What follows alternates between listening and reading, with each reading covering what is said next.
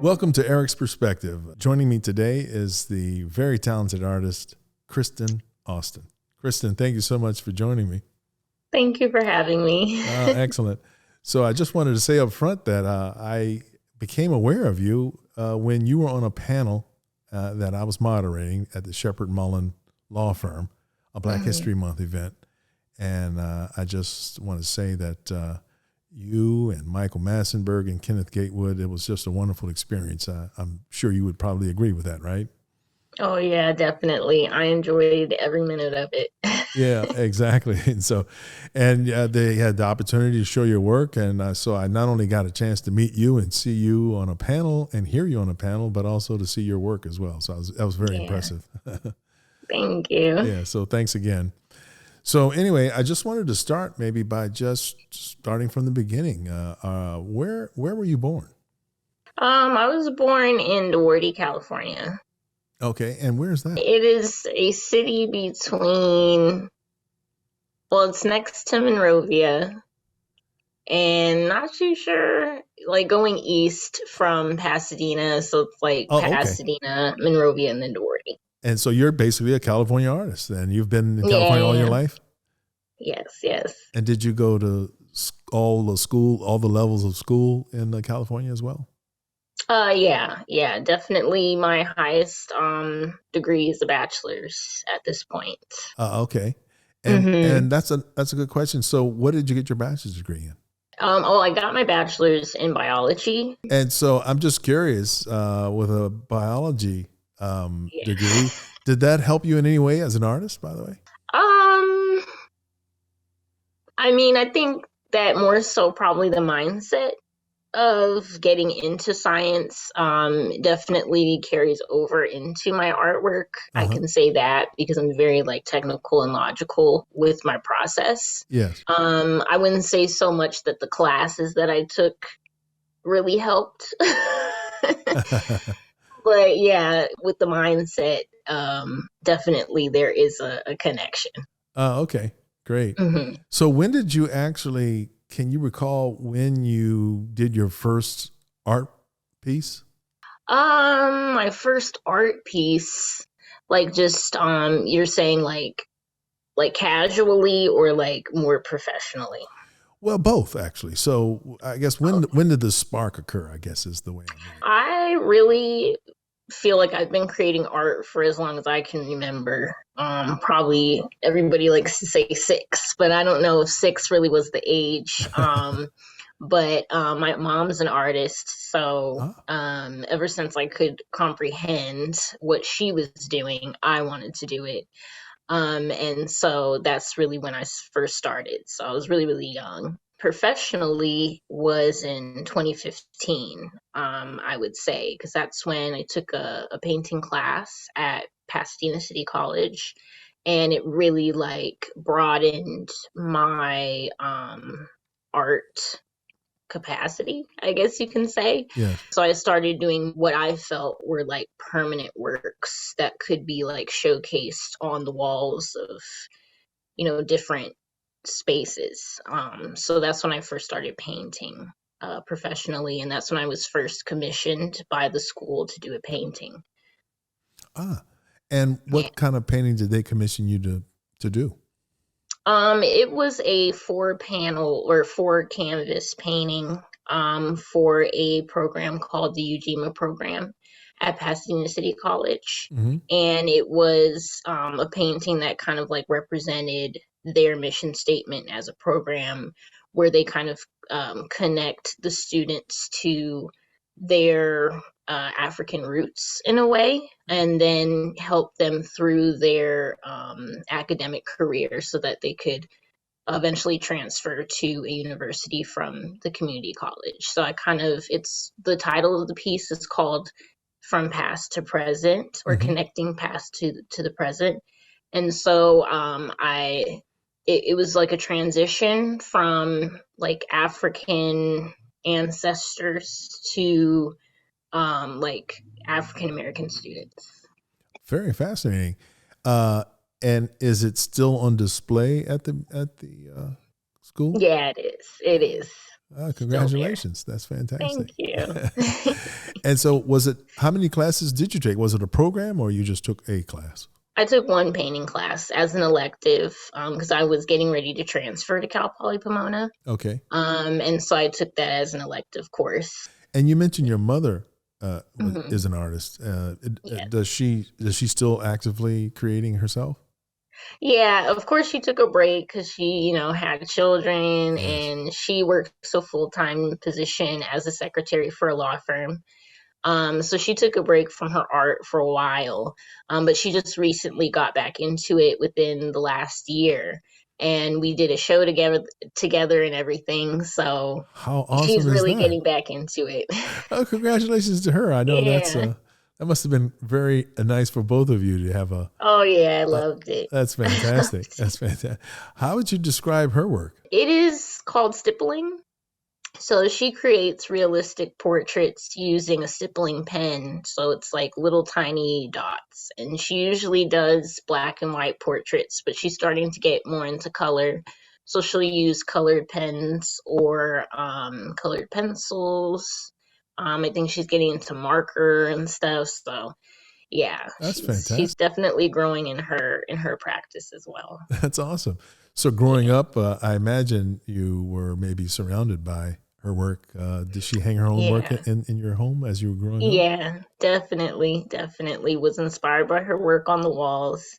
And she used to do a little bit of painting. So there was a particular piece that she did of three African boys sitting on the sand, or African or Caribbean, sitting on sand. And I would always look at that painting and just be like, I want to paint like that. Oh, that's So fantastic.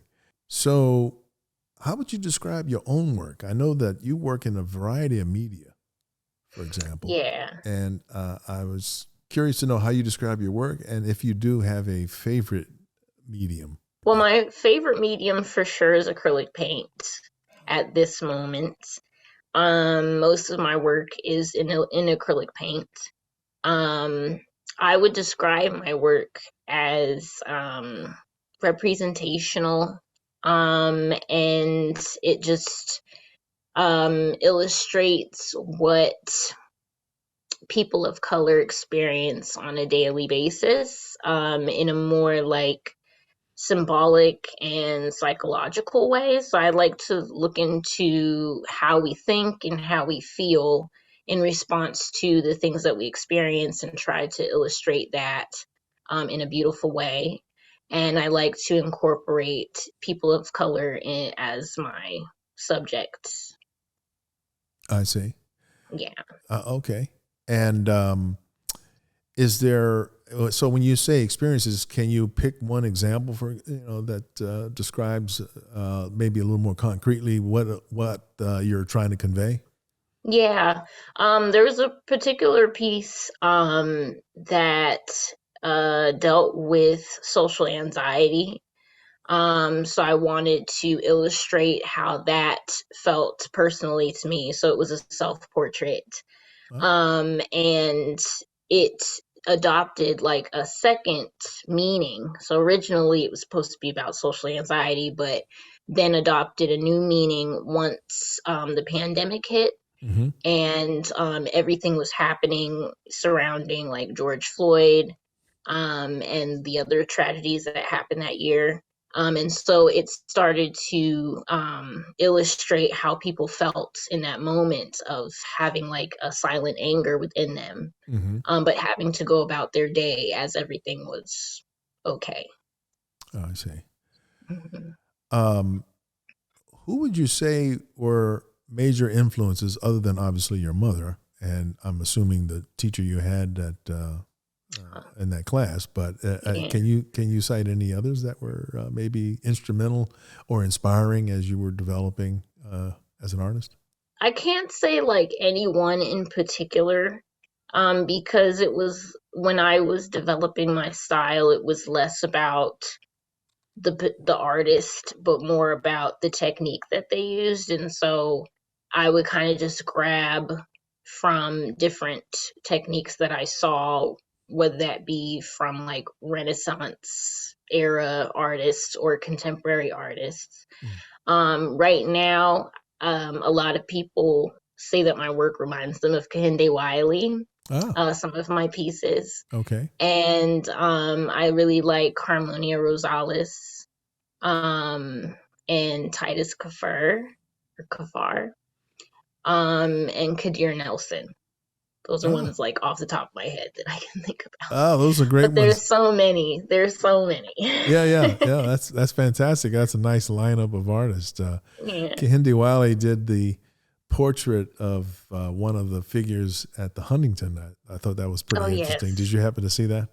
I surely did. Yeah. I surely did. I thought it was beautiful. Wasn't it? Yeah. Well, yeah, it was really fantastic. I thought it was brave Mhm. of the Huntington to get him to do that too. That was kind of Oh nice. yeah. Yeah. And the funny thing for me was that it was such a like stark contrast from all the rest of the pieces that were in that room. Oh my goodness. So it Totally really different. stood out. Yeah. Exactly. It really stood out. Yeah, yeah. And I think it was an interpretation of one of those portraits, the one that was at the Yeah. opposite end of the room, and they had them It facing each was. other. I thought that was pretty fascinating. Yes. I love that. I love So, that. what is it about acrylic paint that you like so much? The easiness, and I know like some people may not even believe that it's easy, because I know a lot of oil painters who've told me I can't work with acrylics, it's just too hard. And I'm like, well, oil seems hard to me, you know. But for me, acrylic paint, I like that it dries quickly, Ah, for one, and I like that it's water soluble. And I don't know, I it's the closest thing to oil I think that I can get to mm-hmm. without the maintenance of oil. And so the way that I work with it, a lot of people have thought that my work was oil. So I really like the look of oil, but I love the low maintenance Ah. of acrylics. It's funny when you were saying that. I know that Charles White, for instance, gave up doing oils just because of the health situation. It's a Okay, like the turpentine. yeah, it's a petroleum based paint, and so Mm-hmm. he had health issues and was Mm. affected by that. And even Wow. if you didn't have health issues, I guess it's probably not the best thing to keep inhaling that over and again. Right. But artists that I've spoken with in the past that work with oil, the fact that it doesn't dry quickly is one of the reasons they like it, and they can kind of Okay. Right. sometimes achieve things and then change it later and so forth like that. But it's True. interesting. It's interesting that you actually like that it dries fast, the acrylic. I do. And I was I do. curious to know, how do you, because I saw this, I should have asked too. There was another artist that was able to mimic the look of an oil, even though it was acrylic. And I forgot to ask him how he achieved that. How do you achieve it? I work quickly, and I work in thin layers. And I think that's probably the biggest contributor to me being able to make my acrylics look smooth. I see. Especially with the blends, is you got to work quickly before the acrylic actually does dry, Right. so that you can get that blend, that nice gradient. So Yeah, yeah. And do you coat it later? It's no need really, I don't think, to varnish an acrylic. You did with right. oils, but I know some would do that too, just to further imitate the look of an oil. Do you finish it that way or no? I definitely put a varnish, mainly because I use a lot of water to keep my paints moist. I also use water in my underpainting and like as a wash when I first start a new painting. And so that kind of like compromises the binding properties in the paint. So I do put a varnish over it just to, protect it and seal everything in. Okay. Mm-hmm. It reminds me of a little historical note. So I used to represent the Palmer Hayden estate, and Palmer Hayden had a painting called Le Vernissage, and that was just Greek. I mean Greek. That was a French term for varnishing day, and it caused me to look up. It was a big deal to put the varnish on as a final step. Collectors were invited to witness it. And it was like the artist's way of putting the final touches on it and then signing it and so forth. It was kind of a big deal. So when you talk about varnishing, it kind of reminds me of that as a sort of a ritual, really. In Yeah. addition to the other reason to apply the varnish. Yeah. Right. So were Yes. you familiar with that? I mean, was that something that you thought about as an artist who does apply varnish? I definitely, when I first started doing or putting varnish on my pieces, I really didn't like it. Ah, Like it was a very intimidating part of the process. uh-huh. The first time I put varnish on a piece, I actually put too much and almost messed it up. Oh So I no. was like, oh my gosh, like varnishing day has to be something serious, because you could potentially ruin, your painting if, you don't get one that's removable or something like that. So Right. now I use a spray varnish and it's really very much an afterthought. Like I don't really have a varnishing day. I see. It's just when I have a show coming up, it's like, oh, I got to varnish my paintings, Yeah. just in the case that, they leave me that day. Okay. So Do you sign your work typically? I do. Definitely, yes. Okay, because I know some artists they don't sign, or if they do, they sign on the back. Do you have any kind of special preference when it comes to something like that? I just sign at the bottom right corner, left corner. Okay. There are some pieces I also do digital work sometimes. So sometimes in my digital work, I'll sign it like within the piece. Yeah, I don't really have so much of like every piece has to be a certain way. Okay. Whatever goes with the composition, I guess. Okay, that makes sense. And you just respond to the moment, really. I'm guessing, right? Yeah, Yeah, whatever yeah. moves you at that particular point. Would you say that there's like a particular way that you've seen is like the way that like more well-known artists sign their work? Not Is there really. like Not really. okay. Just like you, I would say that they probably feel the same way as you. And some artists, I remember there was one artist, he kind of made his signature perhaps a little too prominent. Oh, okay. And then there's other artists that you could barely notice that it was signed, and some Mm-hmm. deliberately don't sign. I mean, it's all Mm, over the place. But the ones that do sign, I notice that sometimes, like you said, it's the bottom left, sometimes it's the bottom yeah, right. Sometimes it just depends on the composition itself. right. Um, so yeah, but I know that collectors though are really keen to buy a painting by whichever artist they're interested in that is signed. Sometimes they take the Yeah. idea that it's not signed as a kind of negative. Mm, Yeah, and so I just yeah. know that from my experience. Even though sometimes, like I say, some artists by practice don't sign, so it's not necessarily a negative. I think a lot of people interpret it like, well, you know what, the artist liked it enough. It's almost like a final seal of approval that the Mm, artist likes it. So they put the signature to kind of claim it, so to speak, and give it. yeah. It's almost like a That would make sense. certification that has their own internal approval. Right. A lot of artists I know are their own worst critics too. They really, are hard on themselves Yeah. oftentimes, and so I hear that. yeah, yeah. Yeah, and so it's also So funny true. because we did an interview. So there was a quote from Samela Lewis, who was a noted historian and artist herself, and a big influential figure in the field of African American art. But she more or less said the piece is never finished, and so I know some artists are like that too, right? Even after putting their signature on, you would think that would be the last thing, but sometimes they notice something. Oh gosh, maybe I should have done that instead of that, right? Yeah, Has yeah. that ever happened to you? Sometimes. I'm so meticulous about what I would want my piece to look like Yes. that it's kind of hard for me to like once I'm finished to even want to go back to it. Because I just put so much time into making sure that everything is where I want it to be Yes. before I even start painting. I see. So there are times where I should have done something different. Mm-hmm.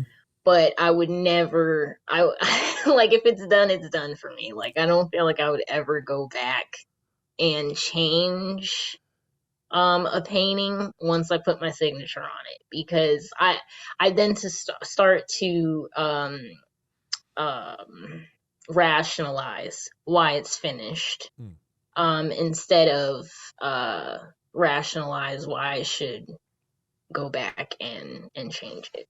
No, I understand. Yeah. So, how has the art viewing and art collecting public responded to your work? What's been your experience in that realm? I have gotten a lot of support in the last 3 years surrounding my work, starting in the pandemic, because I was so blessed to have Halle Berry share one of my paintings during the pandemic Oh my on goodness! Instagram. No Yeah. way! Yeah. Wow! So once she did that, Congratulations, by the way. oh, thank you. Yeah, Thank you so yeah, that's a much. big deal. Yeah. Yeah, and once she did that, I gained a lot of support, and it just has kept growing from then. Because that's the way social media goes. Like, it's like Can catch you like may wildfire, right? start, Yeah, yeah, yeah. exactly. It's like that one moment to go viral or whatever, and then from there, everybody's starting to look at you. So, yeah, the last 3 years, I've gotten a lot of great support and feedback from people surrounding my work, and it's been a great motivator to keep going and to make more work that's impactful in that way. Awesome. And so, Halle Berry, did she actually? So you said she shared it on Instagram. Yeah. Does that mean that she actually purchased a piece and she was sharing the piece she purchased, or she just saw the piece and she wanted to let everybody know how much she liked it and so forth? Right. So she saw the piece on maybe my Instagram or somebody else's Instagram, because at the time it started Ah, circulating. I reposted the painting on my Instagram, and then it started circulating, ah. and I guess it reached her. So she reposted it on her page. And did she say anything Um about it? I'm just curious. yeah, she put a quote or an excerpt from Maya Angelou's poem "I Know Why the Caged Bird Sings." Okay. And of course she tagged me as the artist and gave me credit there. Oh wow. But yeah, she didn't say anything directly to me, but No, but by speaking about your art in that manner, that is sort of yeah, talking directly to. That's fantastic. Once yes. again, congratulations. Thank you. W- Thank you so much. What was the subject matter of that particular piece? That one was actually the one I was describing earlier, about the self-portrait, Ah, the social anxiety one. Yeah. okay.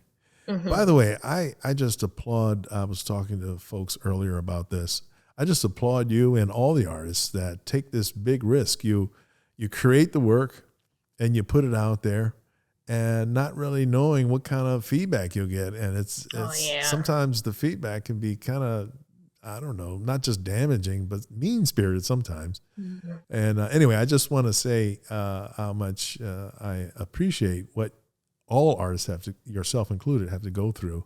It's not only perfecting your craft, but it's also Mhm. dealing with that sort of anxiety. So Oh, when you talk yeah. about self, so now you're doing a self portrait. That's like almost, to me anyway, like a double whammy. It's not only your art, Yeah. but you're like talking about yourself in the piece. Right. Right. So Yeah. anyway, Thank you. that's a brave thing to do, and so Thank I'm so you glad so that much. Halle Berry responded the way she did, and you got the positive feedback. Oh yes, me too. Yeah, I'm very thankful to her for that. yeah, that's fantastic. Um, so, what are you currently working on, as if I may ask, in terms of your work? Yeah, I just finished doing a 13 piece series for a solo show that I'm having very soon. And that's going to be hosted by Sola Contemporary Art Gallery. And so once I finished that, I started doing a few commission pieces. So currently I'm working on one, and then working on a few side projects as well. Oh, excellent. So tell me a little bit more, and the listening audience and the viewing audience can kind of connect with you when it comes to that show. That solo. Congratulations for having a solo exhibit, by the way. That's fantastic. Thank you. So where's this? And one more time, tell us the name of the gallery, and if you have the dates, let us know that and the location too, if that's possible. Yeah, I don't have the dates, but I definitely have the gallery. It's Sola Contemporary Art Gallery. Uh-huh. And the location is at the Heart Department in Los Angeles. Okay, great. Mm-hmm. So it'll be in LA. Yes, in LA. All right, congratulations. Mm-hmm. And the Thank 13 piece series, that's a relatively big series. Oh, yeah. What is that about? So the theme is Kintsugi. The title of the show is Kintsugi, Healing Our Broken Pieces. And so Kintsugi is a Japanese art form where they repair broken pottery with gold and other metals like copper and silver. Mm-hmm. And I wanted to translate that art form to people and the different healing practices that they use to heal their own broken pieces. Interesting. How did you become aware of this Japanese technique? I came across it doing a Google search. And so I saw a piece of pottery that had gold cracks in it. Mm-hmm. And so I kind of did my research from there and, kind of made a mental tab in my mind that I wanted to do a future painting of that. But then it turned into a series because I got the solo show opportunity. Excellent. Yeah. And you mentioned commission. Have you done commission work before? I have. I know you talked about the panel piece that was at the school, but beyond that, you've done more commission pieces as well? Oh, definitely. Yeah, I've done commissions for companies. I've done commissions for organizations and for just individual people as well. And I also did a commission for the LA Metro. Excellent. And is that's already been done? Is that like one of the stops along the Metro kind of a thing? Yeah, so currently I think they're still constructing the kiosks that the pieces are supposed to be appearing on. Okay. But right now it's a digital gallery at Union Station. And so I'm part of that. So if somebody were to go to Union Station today, they could see this digital display of your work, and I'm assuming other artists as well. Yes, other artists, yes. Oh, okay. Yes. And it's really kind of cool because some of the other artists that we've done podcasts with have done Metro works too for, I think, the Crenshaw Baldwin Hills Plaza station, those kind of few places and so forth like that. So that's really cool. That sounds like it's, this one was specifically for the K line. For the K line, okay. That's the same line that some of the other artists that we've talked to on these podcasts have been working on. Congratulations, that's great. Yeah, thank you so much. Yeah, how is it doing the individual commissions? Is it a kind of a thing where a person wants a portrait, or typically what is it? Just an individual as opposed to an organization request? Yeah, it's mainly portraits, mainly. And I haven't had really any nightmare experiences. A lot of them are upfront about what they want, and most of them just send me a picture and want me to paint directly from the picture. Okay.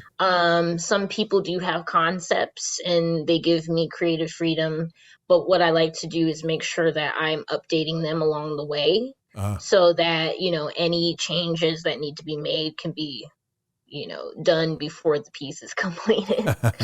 Well, it's so funny because over the years I represented artists who did portraits kind of as a sideline. They had their own creative impulse that they pursued, of course, but on top of that, they did portraits. And several of the artists said that was their least favorite thing to do because sometimes people, they have an image of themselves that most of the time, in their experience anyway, it didn't quite jibe with what was on the paper or canvas, right? Right.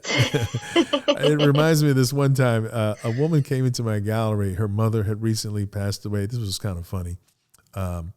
And she was bringing with her a portrait that was done by Aaron Douglas, right? One of the most respected artists, considered the father of the Harlem Renaissance, etc. And apparently she had won this opportunity to have him do her portrait as a kind of a raffle prize almost, right? And so it's funny because when she comes in, this woman who brings it in, that was her mother, of course, again, and she brings it in and she's like whispering about how her mother didn't like the portrait, as if her mother could overhear in the room next, even though the mother had by this time passed away. That is funny. And so, I thought it was a nice portrait, and so did the daughter, but the mother didn't like it.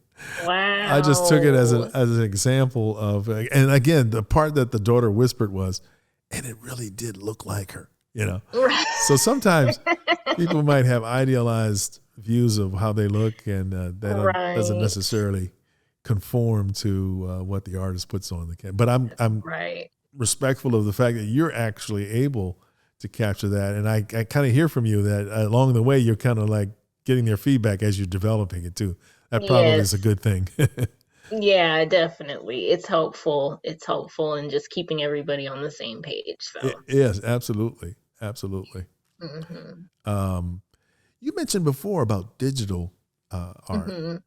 How do you approach that? That sounds interesting to me. And what is it that you do digitally, and how does it differ from your other art? It's very very similar. Just different, and like just a different application and different tools. So I use Photoshop and Illustrator to create my digital pieces. And at first I used Illustrator, and I was doing more graphic, cartoony type pieces, logo-like commissions and things like that. I see. And then I started getting into Photoshop, where it's more painterly because they have what's called digital brushes that mimic what a real brush can achieve. Okay. And so I did portraits still, do in the digital art as well. And it really has evolved. I mean, like I can't say that any one digital piece that I've done looks the same. So I'm still learning how to use it and how to use the different brush types and things of that sort. But I really like it. I was going to ask you, how do you like it? I mean, it's something. It's like a whole new realm, right? I guess. Yeah, it is, and it's very it's satisfying in the way of seeing the results and how much it does mimic like real paint. It's just interesting to see it all come together. So yeah, I really do enjoy the process. I particularly enjoy the easiness of kind of getting a palette together that flows and that complements each other, because I don't have to really mix anything, myself. Right. It's like picking the color, and sometimes in contrast to doing traditional paint, it's like I have a color in mind, or I have a reference of a color in mind, and I can't quite get it to look the way that I want it to. I can't quite get that perfect shade, so I feel like I'm almost compromising sometimes. But with digital work, I can get that exact color that I want. And then even so, later on, if I don't like that color, I can change it very easily. I see. And once you've completed a digital piece, do you print it, or is it only viewable using a computer or some electronic device? Right. So I do a lot of reproductions of my work, even my traditional paintings. So I'll print them out as cardstock prints. Okay. or I'll make canvas prints of my digital pieces. I see. Mm-hmm. And so the digital pieces that are created using the computer, and then you also do a second thing where you basically digitally copy an original painting that you might have done in acrylic, right? Right. Mm-hmm. And so I'm assuming when you do that, it's to sell. Yeah. And so how does that, which is a great thing. I think it allows consumers to invest in art without having to spend a ton of money, right? I mean, isn't that part of the rationale for that? Yes, I like to have different options for different incomes. And I do a lot of pop-up shows and like art festivals. So I feel like the best way for me to get back some of what I've put out to prepare for the show, I need to have more things that are affordable to people who are just coming to buy something small, No, that makes a lot of Yeah. sense. Mm-hmm. So I'm guessing, your prints are at one level and then your originals are at a different level. When you do the prints, is it an open edition typically, or do you limit the edition? I do have open edition and limited edition prints. Mm-hmm. The open editions usually come in like 2 or 3 sizes, and the biggest size is 18 by 24, but my main size is 13 by 19. Okay. And then limited edition, I usually do canvas prints that are limited edition, or I'll do bigger cardstock prints that are limited edition. So when you say cardstock, for those in the listening and viewing audience who are not familiar with that, why would you choose that, and how would you describe it? Is it archival and that kind of thing, or what? Yeah, it's definitely, I would say it is archival, especially with the ink that's used. And they're a lot sturdier to me. It's like the perfect weight of paper, and then they have like a glossy sheen on them. Okay. And that's the thing. We were talking about this, but as I'm assuming you're actually managing your own art business. So you have the entrepreneurial aspect to the whole thing as well. In a way, yeah. I'm still learning, and I have a mentor, Charles Jones, who has helped me in learning the business side of art. So I would say that most of my knowledge has come from him on how to reproduce my work and sell it. Oh, okay. Mm-hmm. And how about the original works? Do you offer those yourself as well? I know you have this gallery exhibit. I'm pretty sure they're going to offer it too, but. Yes, yeah. I try. Yeah. I'm not the best marketer and salesperson. Right. But I definitely present my work as, available at the different shows that I go to. And yeah, I mean, I'm still learning on how to really sell and make those connections as far as my originals go. I've probably only sold originals to people I knew, and then through galleries. Oh, okay. Yeah. And have you shown in galleries outside of California at all? Not in person, but I did a virtual gallery show with one located in Spain. Oh, really? How did that go? Yeah, that one was really nice. It was really nice because the way that they did it was like virtual reality in a way. So like when you go on the website, like you could kind of explore through the gallery. Oh, okay. And so they put our pieces like up on the walls as if it was like a real gallery. So it was really nice. The physical piece was really still here in California, but they could see it as if it were hanging on a wall in Spain. Exactly. Yes. Oh, yeah. Okay. It's very nice. Oh, yeah. Wow. That sounds really interesting and cool at the same time. Yeah, it was really cool. Oh, very nice. Very nice. And as I understand it, there's something called Patreon. Oh, Patreon. Patreon.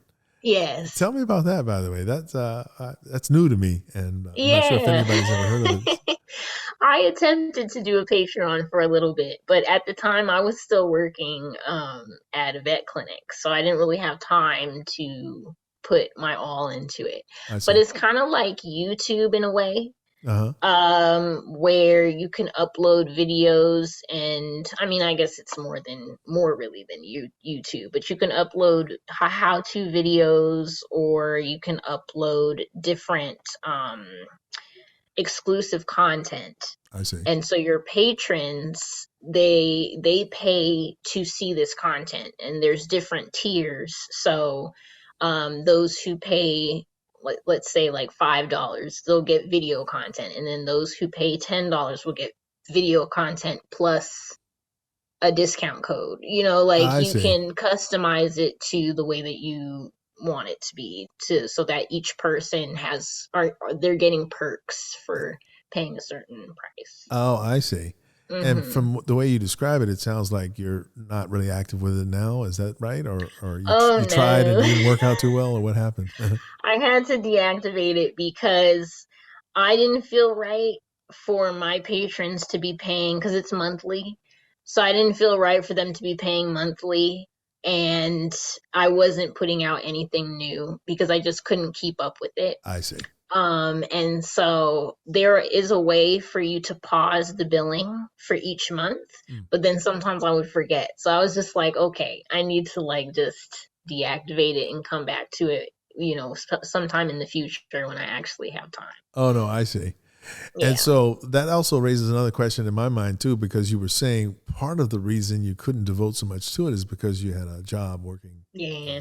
So do you work as quote unquote a 9 to 5 kind of a thing, and do the art at the same time, or do you I solely rely don't. on the art? Yeah, I don't do that currently. It's all art now, right? Yeah, I'm a full-time artist now. Full time. Okay. Yeah, for the past 2 years, And I've been a full-time artist. Yeah, okay. And how's that been?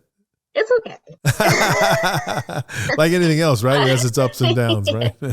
Yeah, it has its ups and downs. I mean, I'm the only reason why I'm able to do it is because I have support from my family. I live with my father, so I'm able to put my time into my art and really like grow it and develop it, because I don't have to worry about rent and stuff like that. Oh, I love hearing that, by the way. This family Yeah, support. I think artists really need as much support as possible to kind of continue to do what they do. And it's definitely, so gratifying to definitely. hear that your family is backing you up on that one. Yeah, yeah. I'm very grateful for Oh, them. that's awesome. Let's see. You um, are getting ready to show with this gallery. Are there any other Yeah. galleries that are in the on the horizon?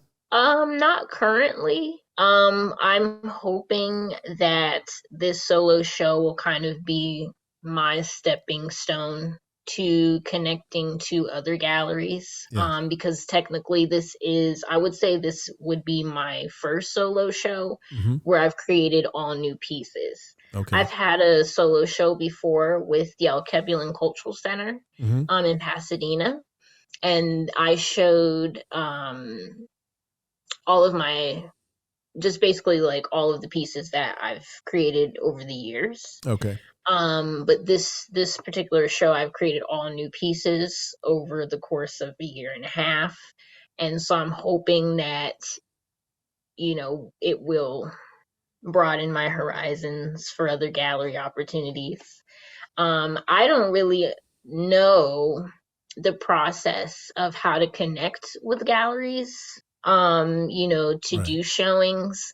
I haven't personally reached out to any galleries. I've always been Approached. reached. Yeah. Yeah. Yeah, Yeah. or I've applied for group shows, Oh. and have gotten into the galleries that way. So that'll be something that I think I need to start doing for sure.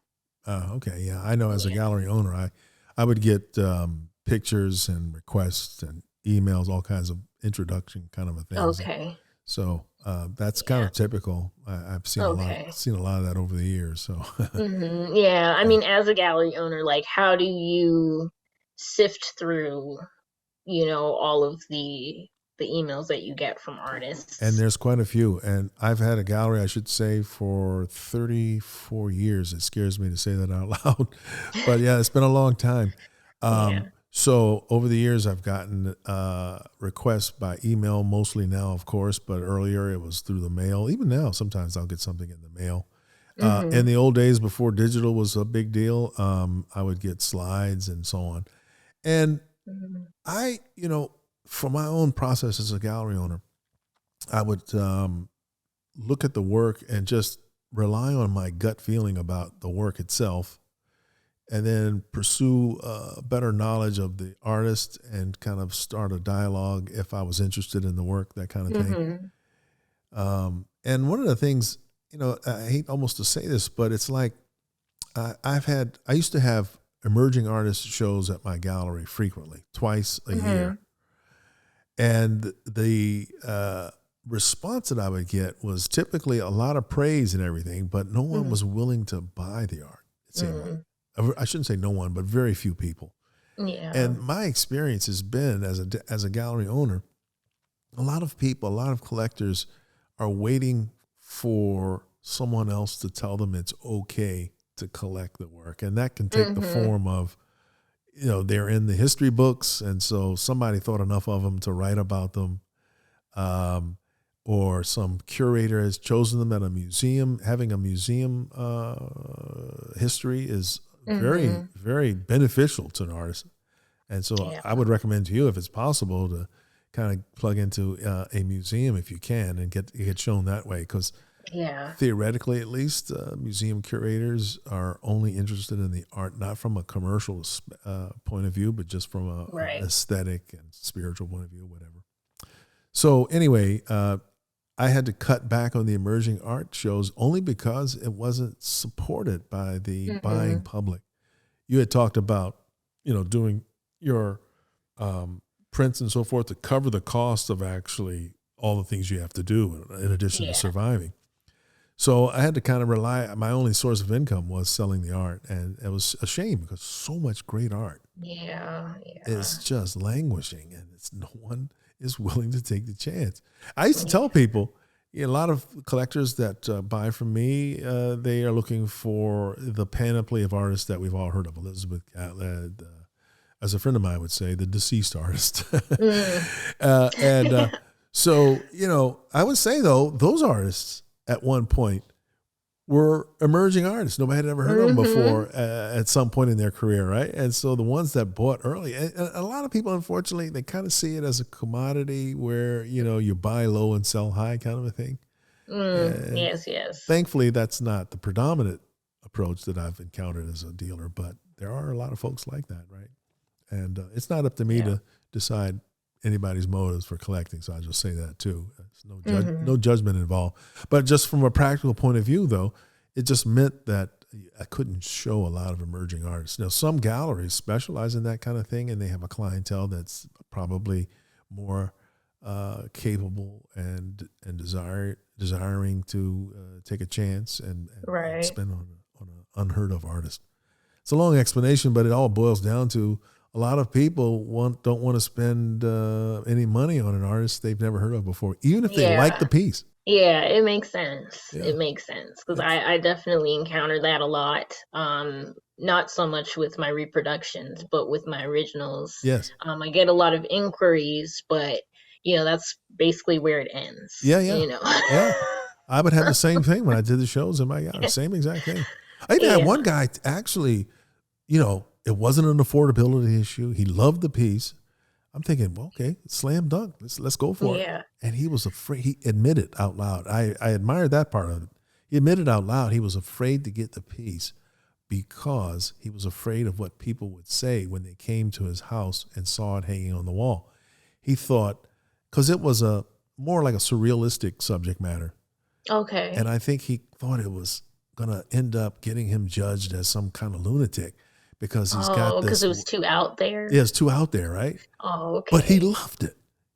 And he could afford it. Usually, once those two things happen, it's a done deal. But he was just, he didn't want to take the risk. So anyway, that's unfortunate, but that's a part of it, I think. Yeah, yeah. Yeah. So when you, I was just curious. This thought just occurred to me when you do your limited editions, or even for the open editions, as that goes. Do you also include a certificate of authenticity? Is that a part of it? Yeah, for my canvas prints for sure. I Okay. do a certificate of authenticity, and for the larger prints that I do that are on um I don't really know how to describe the paper, but I guess you'd say archival paper Okay. in a way. Yeah, that are like that specialty paper Right. that costs a lot. That costs a lot. Uh, Right. yeah, Right. And it's acid free. I think that's the key thing, right? So it yes, doesn't acid deteriorate over free, time. yes. Yeah. Yeah, so I do certificate of authenticities for that one as well. Oh, okay. Because I know that Hmm. means a lot to folks. I've often had that question. So let's just have a certificate of authenticity, So Yeah, for sure, yeah. yeah. And for most of my other prints, I have a embossing stamp. Oh, okay. Yeah, so that's kind of like my certification for the authenticity of my open edition prints. Oh, okay. That's a nice touch. Hmm. I like that. Yeah. Yeah, I've seen that before with other artists as well. Yeah. yeah. Very, very nice. So if anybody's interested in purchasing any pieces from you, do you have a website that you want to share with us in the I do. audience? Yes, I do. My website is caustinarts.com. There's a contact there, but I do have a shop that has all of my prints available for sale. Okay. I also get a lot of contacts through Instagram, so I'm very Instagram active. So some people will contact me directly through messaging, asking for prints and things like that. So Excellent. it's And another so great way. what is your Instagram handle or whatever? I have to confess, I'm an No, old you got it. I'm an old guy, right? My daughter gets on me all the time. I got to get more versed in this kind of thing. But can you tell us how they can reach you by Instagram? Yeah, my Instagram handle is c.austinart. Okay, C. Austin Yes. Art. Hmm.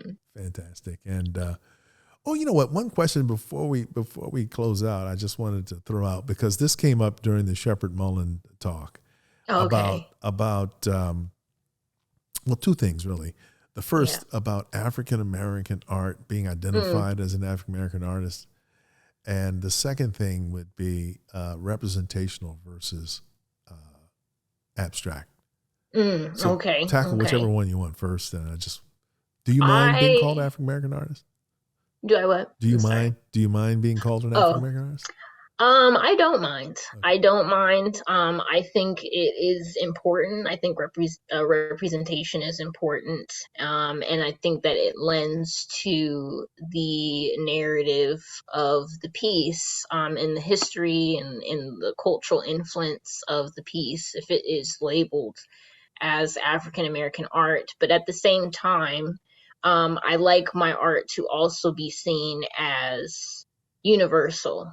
So even though it may include African American subjects, it can't be limited to um, that box or that audience. I feel like it can, touch other people of other cultures, because I feel like African American or Black, whatever you want to call it, is a very broad and diverse term. Mm-hmm. Um, and as far as abstract art, I have a love hate relationship with abstract art, just because of its simplicity, Uh, um, and I guess I mean, I can't say what, like, how long it takes for an abstract artist to complete a piece. I'm sure it, right. definitely varies. But I know I take a long time Yeah. because I'm very meticulous in my details and my concept and what I want to convey. And I feel like abstract art and realism, it's just on two different um it's just in two different categories of how they, I guess, connect to their audience. So I would say abstract art is more emotional, and realism can touch on emotion. It can touch on your mental state. It can touch on your, psychological state, or just what's going on in the world currently. So I appreciate realism a lot more for its technicality, for what it can portray in a way where you look at it and you see exactly what's being said, or it makes you think because maybe it's more surrealistic and the concept is more hidden. But I really appreciate realism over abstract in a way. Yeah, and that's your preferred method of art creating, right? Yeah, definitely. Yeah, absolutely, yeah. And you do a fabulous job too. Absolutely, I just want to reiterate that. Thank you so much. And you did a great job on the panel too. I just want to say that as well. You were the only female on the panel as well. Yes. And, Thank you. That was fantastic. So besides the upcoming shows, anything else in the future, stuff that you're working on beyond what you've already said? Is there anything else we should be aware of? No, just more work, really. I'm still evolving as an artist, and just doing this solo show taught me a lot about myself and what I want to do more, like, moving forward. And I want to do more series. This was my first time doing a series of paintings that had one theme. So I would love to do more series fantastic. in the future. Yeah. That's great. So this series, the 13 you were talking about, that's the first time you've done a series.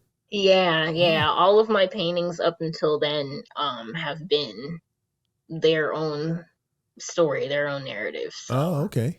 I love it. Yeah. It's funny how sometimes you get this opportunity to exhibit, and it creates supposedly that's how Romare Bearden got involved in collage. There was a group. It was a group thing they were doing. He was doing watercolors and drawings and cartoons and all kinds of stuff. And then they got together to do this group thing, and he proposed the group do a collage situation. And most of the people really didn't want to do that. He ended up doing it himself. And he becomes famous for being a collage artist. So these kinds of things sometimes can plant a seed that blossoms into this fully thing. And I'm sure that's what will happen to you as well. Definitely. It also, because the pieces are mixed media, so it also introduced me to new ways of, using other mediums to get certain look and stuff like that. And I also dabbled in a little bit of abstraction. See, there you go. The thing I want to make sure that everybody understands, I think anyway, is that abstraction is a kind of a relative thing. I mean, as I described it before, it's like a spectrum. There's things that are close to photorealism on one end of the spectrum, and at the very opposite end is like total non-objective abstraction. Right. And there's oftentimes even realistic pieces or representational pieces have an element of abstraction built into it. Right. Yeah. When they collide, I think that it's beautiful. Yeah. Well, I'm glad you opened up to that possibility. That's fantastic. So we'll look forward to all of that coming up in the future. And I just want to say thank you so much for taking the time to be with us today. Thank you. Thank you. I really enjoyed speaking with you. Excellent. Thanks again for sharing your perspective. And everyone out there, please, thank you for tuning in, and please don't forget to subscribe.